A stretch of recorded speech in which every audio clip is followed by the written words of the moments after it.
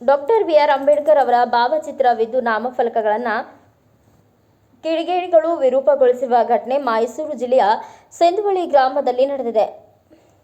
ಘಟನೆಯನ್ನು ಖಂಡಿಸಿ ಗ್ರಾಮದ ದಲಿತ ಮುಖಂಡರು ಪ್ರತಿಭಟನೆ ನಡೆಸುತ್ತಿದ್ದಾಗ ಸಿಂಧವಳ್ಳಿ ಗ್ರಾಮದಲ್ಲಿ ಅಂಬೇಡ್ಕರ್ ಭವನದ ಬಳಿ ಅಂಬೇಡ್ಕರ್ ಯುವ ಸಂಘವು ಅಂಬೇಡ್ಕರ್ ಭಾವಚಿತ್ರ ಇರುವ ನಾಮಫಲಕವನ್ನು ಅಳವಡಿಸಿತ್ತು. ಆ ನಾಮಫಲಕವನ್ನು ಕಿಡಿಗೇಡಿಗಳು ಸೋಮವಾರ ರಾತ್ರಿ ವಿರೂಪಗೊಳಿಸಿದ್ದಾರೆ.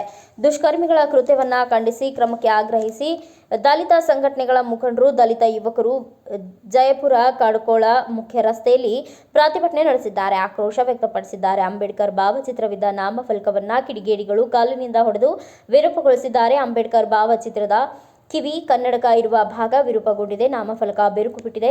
ಕೃತ್ಯ ಎಸಗಿದ ದುಷ್ಕರ್ಮಿಗಳನ್ನು ತಕ್ಷಣವೇ ಬಂಧಿಸಬೇಕು ಎಂದು ಪ್ರತಿಭಟನಾಕಾರರು ಆಗ್ರಹಿಸಿದ್ದಾರೆ. ಗ್ರಾಮಕ್ಕೆ ಡಿವೈಎಸ್ಪಿ ಕರಿರಾವತ್ ಮತ್ತು ಮೈಸೂರು ದಕ್ಷಿಣ ಠಾಣಾ ಪಿಎಸ್ಐ ಶಾಂತಲಿಂಗಯ್ಯ ಭೇಟಿ ನೀಡಿದ್ದು ಪರಿಶೀಲನೆ ನಡೆಸಿದ್ದಾರೆ. ಶೀಘ್ರವೇ ಕ್ರಮ ಕೈಗೊಳ್ಳುವುದಾಗಿ ಭರವಸೆ ನೀಡಿದ್ದಾರೆ.